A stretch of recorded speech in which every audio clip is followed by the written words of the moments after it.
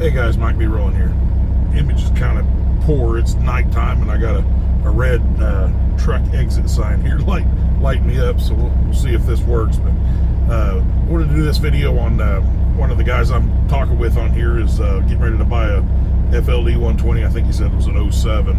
But the one thing I wanted to specify, when you buy an older truck, the main things you want to check for is the first thing I would do is replace every airbag on the truck.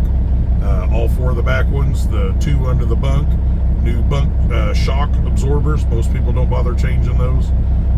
These are, reasonably cheap repairs. Check your brake chambers very carefully.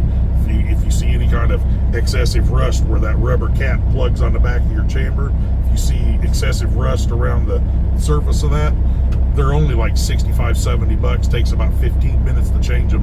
Just change them, because the number one thing that goes wrong with them older trucks, or with just older trucks in general, airbags, brake chambers, minor little things like that, just get them out of the way. So when you're going through the truck, just kind of look the wiring over on the engine, see if you see any corrosion where the plugs plug in.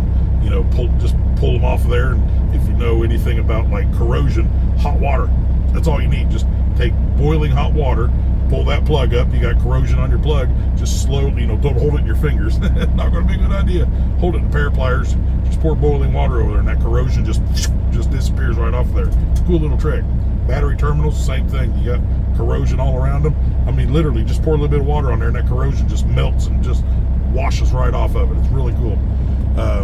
I saw that on YouTube one day, and I thought, nah, man, ain't no way. And I went out there and tried it on one of my older cars. Worked like a charm, man. Great trick.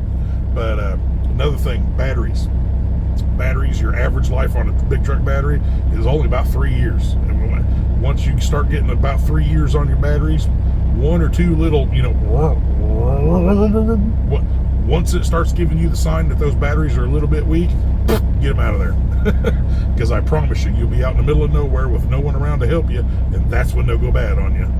But yeah, so your airbags, brake chambers, batteries, check your wiring connections, get you a little squirt bottle and put a little soapy water in it. Just start going down all your main air lines. Everywhere you see a junction, just start spraying that soapy water on everything. Look for leaks, get all them little air leaks, because a lot of guys, little leaks they don't mess with, and then they start adding up. Next thing you know, you've got 6 or 7 little leaks that do kind of add up, and a lot of times it's just a quick little butt connector, which is another video I'm going to do on kind of how you set your toolbox up with an older truck, your basic repairs that have got me off the side of the road countless times over the years. Certain things you want to have, and the airline butt connectors is definitely one of them. I don't mess with those little plastic push-in style. Don't like them. I like the brass fittings with the ferrules that go in the airline that fit in there. They're much better. They're a little harder to put on, but they last. They don't go bad. They last for a long time. But yeah, just when I say go over the truck or go through the truck, I'm not talking about overhauling the engine or nothing like that. But obviously look for oil leaks, water leaks, cold water leaks, stuff like that. A lot of times your cold water leak, you can just pull those rubber hoses off of your where they plug into your radiator back to your motor. Just pull those hoses off there and just take a wire brush and clean some of that corrosion off of there. If it's getting kind of pitted, and just take some caulking or silicone and just put a nice thin layer over that and shove your hose on there. Clean the inside of your hose as well, because that corrosion and stuff will stick to your hose. Clean your hose, clean your pipe, put a little sealant on there, shove it on there, clamp it down, good to go. And then here's the trick. To stop cold water leaks, put your hoses on. It's going to obviously be cooled down, but then start your engine, bring it up to full operating temperature, and then get that thing to where it's so hot you can't hardly touch it. Then retighten your clamps with a hot hose and a hot engine. Guaranteed when it cools back down, you will not have any more cold water leaks. That's about the only way I've ever found to fix them. Just tighten them, heat it up, tighten them again. But yeah, those are the basic things you're going to want to go through. Obviously your lights, if you've got corroded terminal plug-ins, first thing I would do to any truck is, if it's not a light that came on the truck from the factory, get it the heck off of there. yeah, it may look cool, but it's just one of those light goes out, and that's all the DOT needs to pull you over. Especially when they see an older truck, they're going to pull you over. They don't target you, especially if you keep it clean, keep it looking presentable, and you don't have fenders waving going down the road. You know, just keep it looking decent. They won't mess with you. You know, they haven't me for a lot of years. But yeah, just a quick video on a few things to go through, to look at, and pay attention to when you're going through the truck.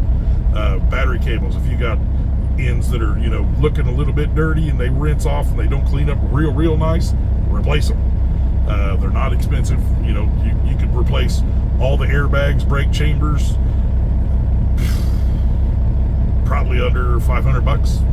And that's if you take it somewhere to have someone do the work. Labor is going to cost you, but you know, if you're decent with a wrench, I can change a brake chamber myself 15-20 minutes. It's not difficult, as long as that pin in your slack adjuster, as long as that pin's not seized up. You might have to pull out the gas axe and heat her up a little bit and bang that pin out of there, turn it and wiggle it back and forth to get all the, you know, rust and everything broke loose off of it. But that's the only really hard part about changing the brake chambers, that seized up pin in your slack adjuster, or yeah, where your shaft for your air goes into your slack adjuster. There's a little pin there, clevis, and a pin that goes through it. Sometimes that rusts up, but that's about the only hard part about it. But just want to do a quick video to kind of give you guys an idea of what to look at with these old trucks, and when you're going through them, getting them ready to go on the road, man, those are just the minimum things that I would do to make sure she's good to go, and not going to park you on the side of the road or leave you stranded somewhere. So I'm going to hit the fart sack, man. It's been a long day, a hard running, and I'm done. I quit, going to bed. I ain't going no further. Y'all have a good day. We'll catch you later.